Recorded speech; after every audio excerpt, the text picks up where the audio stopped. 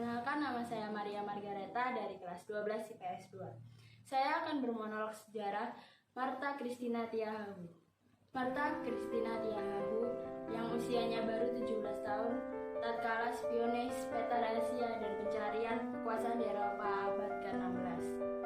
Dalam perjuangannya, Martha Christina Tiahahu juga turut berperan dalam pertempuran melawan Belanda di Pulau Saparua, tepatnya di desa Auulan.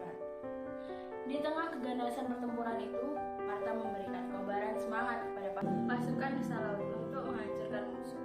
Bagikan semangat Martha telah membakar semangat kaum perempuan untuk turut mendampingi kaum laki-laki di medan pertempuran. Baru di medan inilah Belanda berhadapan dengan kaum perempuan fanatik yang turut bertempur. Pada pertempuran tersebut, di Semon, seorang pemimpin perang Belanda dapat dibunuh oleh pasukan Martha Christina. Dari segala penjuru pasukan rakyat mengepung, sorai pasukan bercakal lele. Teriakan menggigil memecah udara dan membuat bulu Roma berdiri. Dengan kematian pemimpin Belanda, penjajah semakin brutal dalam menekan dan menyerang rakyat Maluku.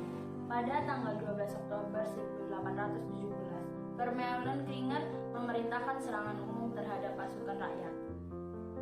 Pertempuran sengit pun tak dapat dihindarkan.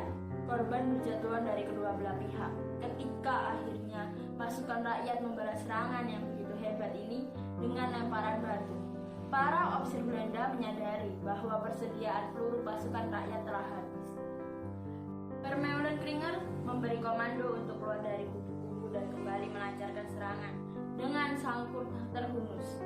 Pasukan rakyat mundur dan bertahan di hutan. Seluruh negeri Ulat dan Ou diratakan dengan tanah.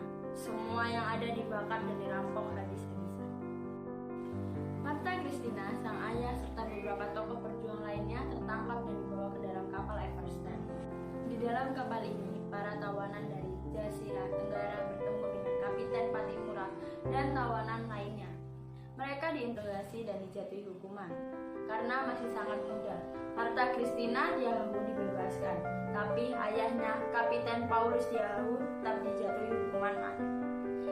Dalam suatu operasi pembersihan pada bulan Desember 1817, Martha Christina Tiahahu beserta 39 orang lainnya tertangkap dan dibawa dengan kapal Everstein ke Pulau Jawa untuk dikerjakan secara paksa di perkebunan kopi.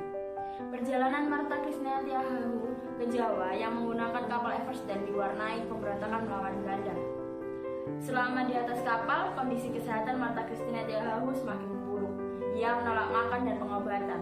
Akhirnya, pada tanggal 2 Januari 1818, selepas Tanjung Alang, Martha Christina Tiahahu mengembuskan nafas yang terakhir. Jenazah Martha Christina Tiahahu disemayamkan dengan penghormatan militer di Laut Banda. Martha Christina Tiahahu secara resmi diakui sebagai pahlawan nasional tanggal 20 Mei 1969.